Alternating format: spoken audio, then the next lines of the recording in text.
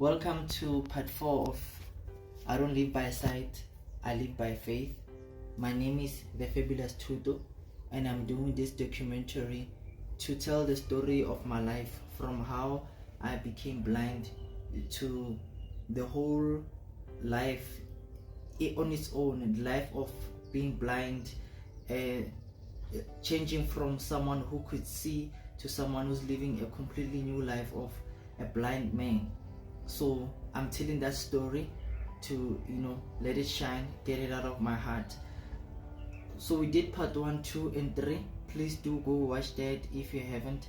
Now on part 4, I just want to talk about what happened inside Prinshof, because I went to Prinshof school in the middle of 2009, and then the first thing I got there, they taught me how to read Braille. Yes, they taught me how to read Braille. They first taught me A, B, C, D, E, F, G, all those alphabets, how to read and write them. And because of I am a very fast learner, in the first 5 days I could read and write A, B, C up to Z using Braille, because I found it very easy.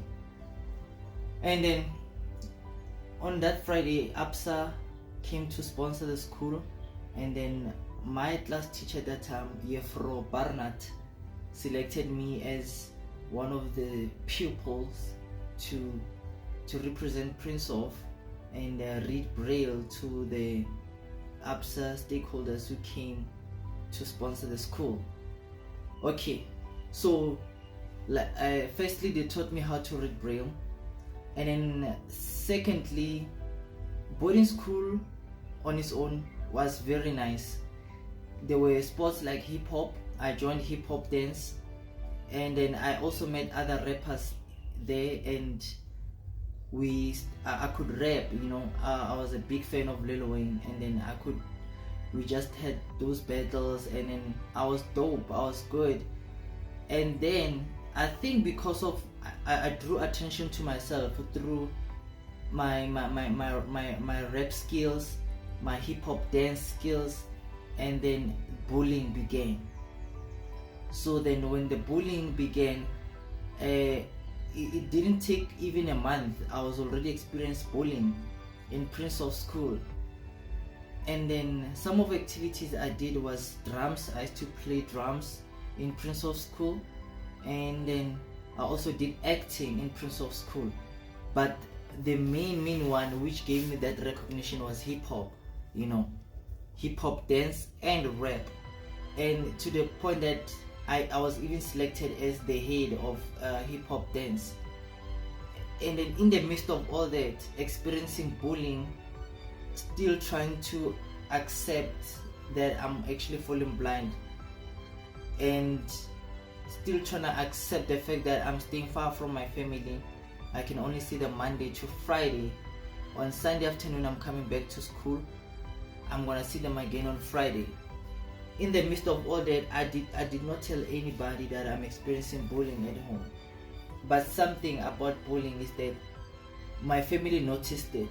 My behavior started becoming strange. I became more of an angry child. Yes, because of the eyesight thing, but they could see that there's something more. But I couldn't speak out, I couldn't speak out. Otherwise, Prinshof was a great school. Prinshof was a great school. The food, the sports, the education itself, everything was great. They even had a social worker and a psychologist. But I did not make use of that, because I made use of, I had experience of psychologist from the moment I started losing my eyesight, going to Josh Mukari, and all they could tell me was that I need to accept. Yes, I tried, but something in me was refusing. I couldn't accept that I'm falling blind. So I always wanted to get help elsewhere, all the time. Now, like I said, Prinshof was a very great school, and then I'm happy that I went there despite the bullying and all that. But I could learn to be independent, and I was taught a whole lot of discipline in Prinshof, because everything we were doing it with time.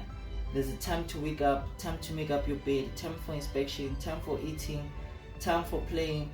And then we even went out to go battle with other schools via hip hop, rap, and dance.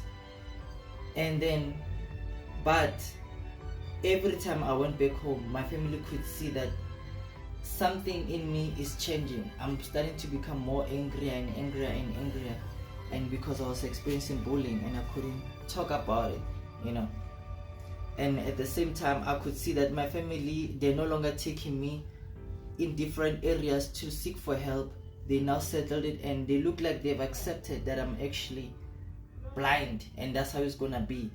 So it made me also feel like I need to stand up now for myself and go look for help somewhere else, because I believe that I am not blind. There's something out there that needs to happen for me to see again, you know. Oh, another thing is that at Jochimukare, they discharged me. They said there's nothing they can do. So meaning Jochimukare is no longer doing anything. My family is no longer doing anything. Everything is all on me. That's when I started to take a stand for myself and say I'm gonna look for help for myself. Cheers.